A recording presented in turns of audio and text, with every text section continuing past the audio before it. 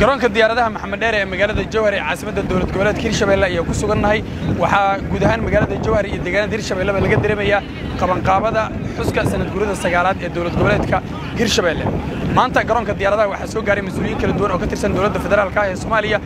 iyo xubno kale oo siyaasiyiin oo ay ka mid yihiin mas'uuliyiin hore xilal kala duwan u soo qabtay isla markaana uu ka mid yahay ra'iisul wasaarihii hore ee Soomaaliya Cali Maxamed Geedi xildhibaano ka tirsan labada aqal ee baarlamaanka federaalka iyo mas'uuliyiin kale halkan waxaa ku soo dhaweeyay mas'uuliyiin ka tirsan maamulka Hirshabelle kuwaas oo halkan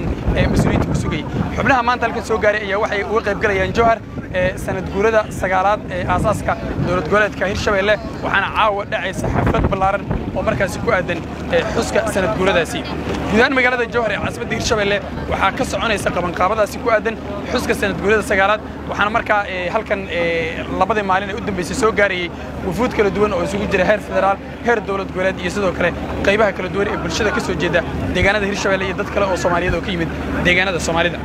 qaar ka mid ah mas'uuliyiinta halkan yimid oo ay ka mid yihiin ra'iisul wasaarihii hore ee Soomaaliya Cali Maxamed Geedi iyo xildhibaan Daahir Amiin Jesow ayaa nala hadlay sanad guuridina ka qayb galo aadan xildhibaan Jesow soo dhawow ka waran maanta bal waxaad joogtaa Jowhar sidee u aragtaa inaad gaar meeshii liiga doortay waaye Hirshabelle aadan ugu faraxsanahay in aan ku soo biiro inaad deegaankiisa ku soo laabataan bal ka waran iyo waxa ka wallahi hadda deegaanka xafladda bas ugu soo laaban hore waa ugu soo laaban jirnay laakiin hadda sanad guuridii iyo muxuu ahaa aasaaskii Hirshabelle inaan ka soo qayb galay aadan ugu faraxsanahay maxaa horumar oo aad isleedahay Hirshabelle way samaysay muddada ay jirtay si fiican waa arkaynaa wixii madaxda inoo soo bandhigay farxad gaar ah ay tahay meeshii dawladda aan ku dhaliyay ee ku barbaariyay aan maanta joogo oo dawlad goboleed ah